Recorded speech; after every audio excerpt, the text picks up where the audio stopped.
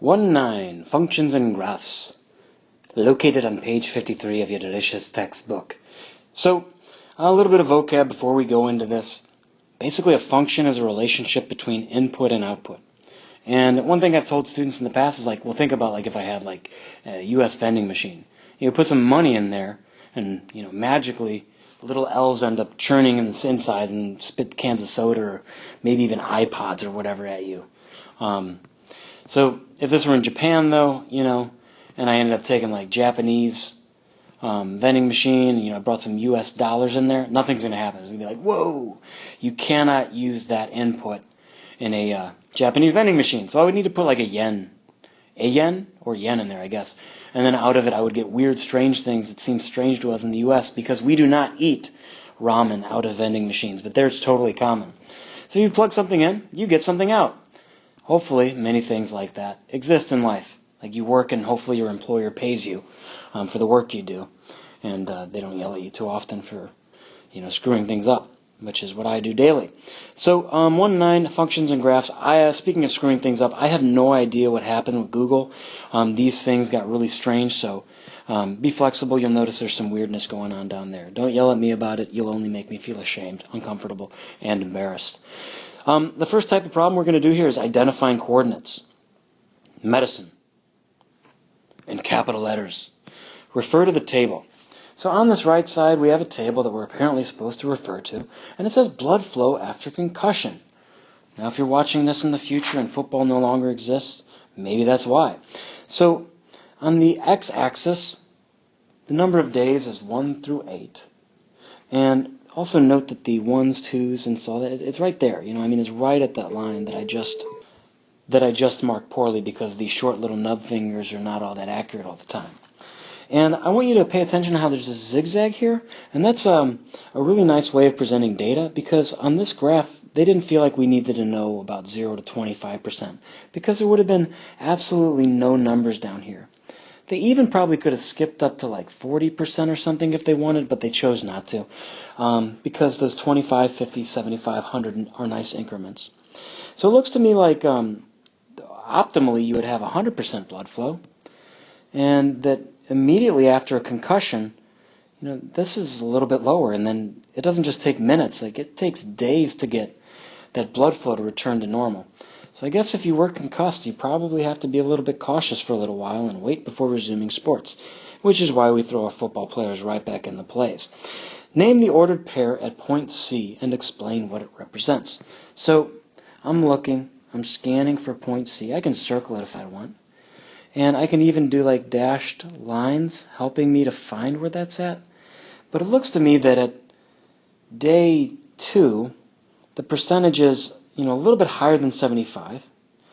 And maybe I'd be halfway between 75 and 100 would have to be, 87.5? Yeah, because half of 20, yeah.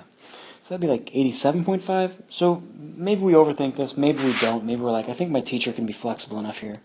So when I name the ordered pair, I'm going to say 2, 77. Now, I'm not putting days, and I'm not putting percent here. So I got the ordered pair, and this would be nice to separate with a semicolon from what's to come. And for what it represents, maybe I say, after 2 days, so it's bordering on being a sentence, but it's not super detailed. After 2 days, blood flow is at 77%.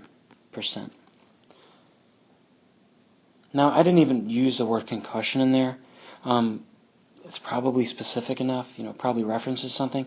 But if I were presenting something to a business partner, or if I was working on something that involved money, I might be a little bit more thorough in my answers. So back over here, we got name the ordered pair at point E. So here's point E. And explain what it represents. So it looks like my x-axis, and I'm talking about this like you've seen it before, and hopefully you're pretty comfortable with graphing at this point. If not, it's your job to really tell that to the teacher and let him or her let them near. So after 6 days, it looks like the value is more easily traced back to a definite point on our graph. 100. Now, because this is kind of significant, yeah, it's 100%, but that indicates something. So maybe I get a little bit more details. So maybe I'm like 6 days after a concussion,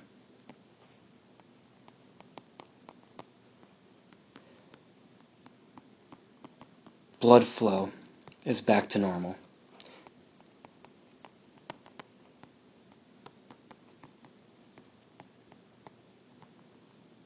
Normal.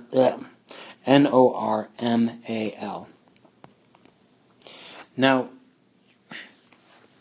maybe 100% would indicate something different in a problem, but I think it's safe to say this is back to normal for the blood flow. I'm not saying the brain's back to normal, but I am saying blood flow is back to normal. This person could still have trauma or whatever to their little brain noggin. So the point I'm making is I think it's safe to say that 100% is normal. It's not like their brain suddenly healed and got better after being subjected to damage. Now, what does it mean to be independent and dependent? Well, most of you, probably live at home, you bums. So you're dependent on your family for things like snacks and stuff like that. And since I sometimes forget my lunch, sometimes I go around the lunchroom and steal from younger kids, which means that I am dependent on them for my food. So in these problems, we have to identify the independent and dependent variables for each function. Good thing we got the Bell system running on the weekend. Identify the independent and dependent variables for each function. In general, the average price of gasoline slowly and steadily increases throughout the year. Now, there's definitely a couple things in here that can vary or change over time. So, in general, the average price. So, I'm thinking, well, this is at least the first noun that has shown up. So the average price of gasoline slowly and steadily increases. I wouldn't highlight a word like increases or steadily. I mean, that has nothing to do with this. But I did underline in red in case, like, what if more than two things show up? I might get confused throughout the year. Okay, if that doesn't make sense why I chose these two things, then don't just underline them like I'm telling you to. If you're taking these notes and you happen to be in class, or maybe star it. If you're not in class, come back to me and let's talk about it to have a more thorough conversation to help that be a little bit more clear. So in general, the average price of gasoline slowly and steadily increases throughout the year. It's not like, oh, hey, dang, did you guys drive by Quick Trip? Man, it's like $10 a gallon.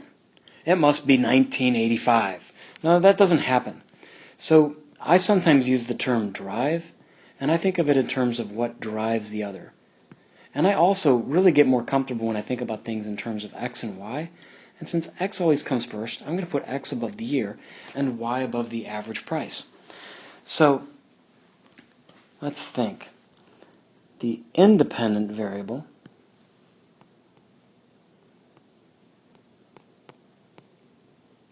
INDVAR : is going to really not care about the other guy as much. And that's going to be the year. It's a little bit more independent.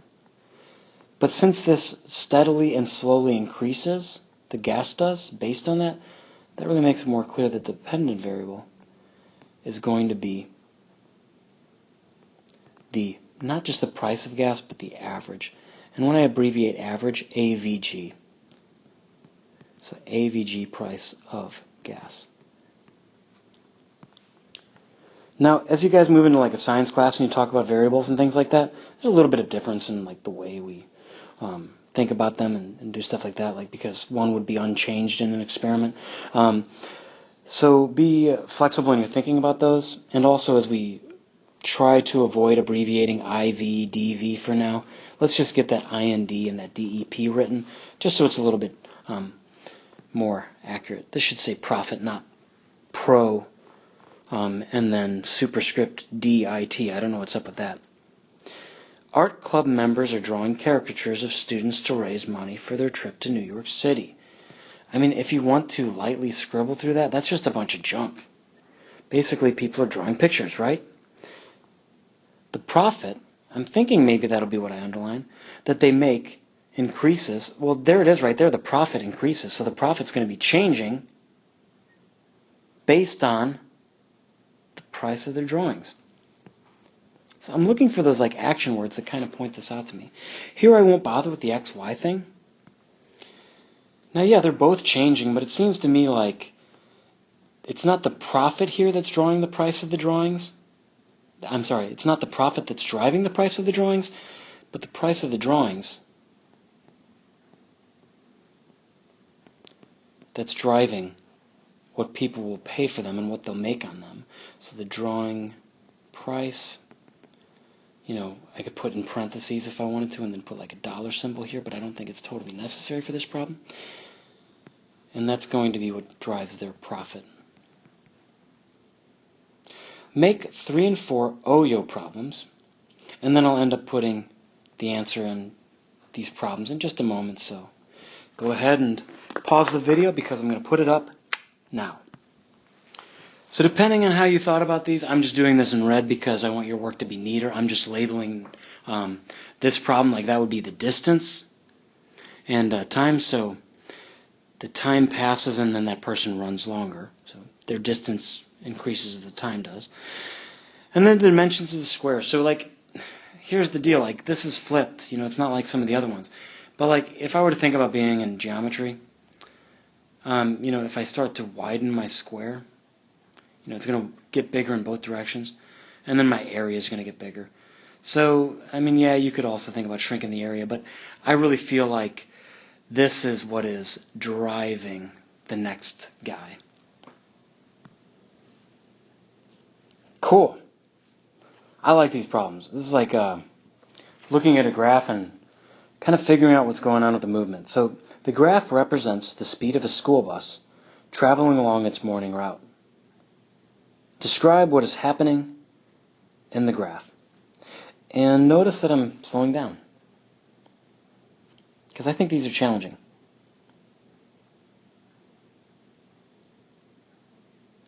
That's the time axis. Well, this is the speed axis. This line, it's not like it's a bus going over hills. So try not to picture this traveling as what is going on, as position. It's not where the bus is located on its route. It's not where it's like, oh, well, I guess little Freddie Jr. got picked up here. Oh, I guess this is where little Mikey's grandma shouldn't have stepped out in front of the bus. It's really just that this is the line that represents what's happening to the speed. Now, on the x-axis, we know that these times just, going up. So maybe this is at, 0 minutes, 5, 10, and so on. But I'm also looking at the speed is going up. So maybe this is 0, while this is 100 miles an hour. And we can all be grateful that that means that this bus driver was not really putting the pedal to the metal and endangering the lives of all these poor children. But let's think about what's happening exactly at this point here. What would the speed of the bus be here? 0 miles per hour. And the nice thing is since this is a real-world problem, I can probably think about that. Well, I've never seen a bus instantaneously hit 100 miles an hour and just be going. It's like it has to get to that point. So maybe I try to put some real-world context in it to try to figure out what's going on. Well, from this block to that block look to be significant points. And let's pretend that this number over here was 10 miles an hour. So if it was 10 miles an hour here, then later on it would still be going 10 miles an hour. Now its speed, therefore, in this little distance here would be unchanged. So in this bubble, I'm going to put constant, because if something's constant, it's not changing. So I'm going to put a constant at speed here. So that's like they got their foot on the gas pedal, they're just holding it, providing enough gasoline to the car to keep the bus going at a constant speed. Now I did that on purpose. On purpose I steered clear of this. And the reason I steered clear of that is because I think it makes it maybe a little bit easier to think about what's going on in this block. Well, if the speed is increasing, we have a word for what a car does when they're doing that. So that is acceleration. And the thing is, because this is a straight line, that would indicate that they have kind of a constant acceleration going up, since the speed goes up like that. Well, if they were accelerating there, then I guess that means from this point to this point, they are decelerating.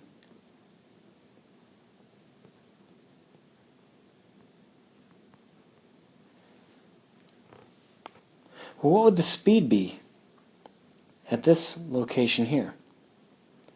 And how about here? Well, I guess they're waiting at a stop sign, so it's at rest. A lot of different ways we could say that, but the car is just not driving. Although this is labeled, and I think it's very clear and a nice picture representation, on your own, I still want you to write a short description to just decide what you really feel is going on in here in your own words. And then you can say something like, well, the process repeats. Identify the graph that represents the altitude. Altitude is another way of saying height of something. But it gets confusing because if you're like the height of the plane, you might think, well, the plane is what, 25 feet tall? I don't know how tall a plane is.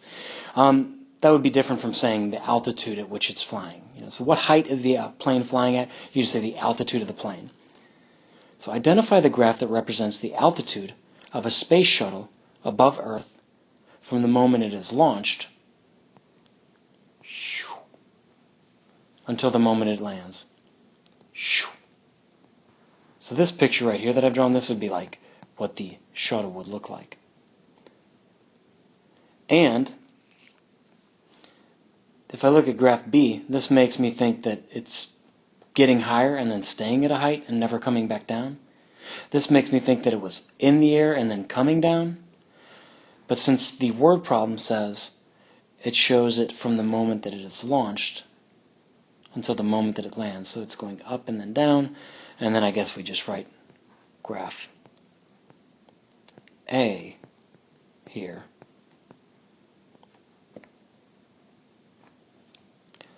We'll save the rest for a second video,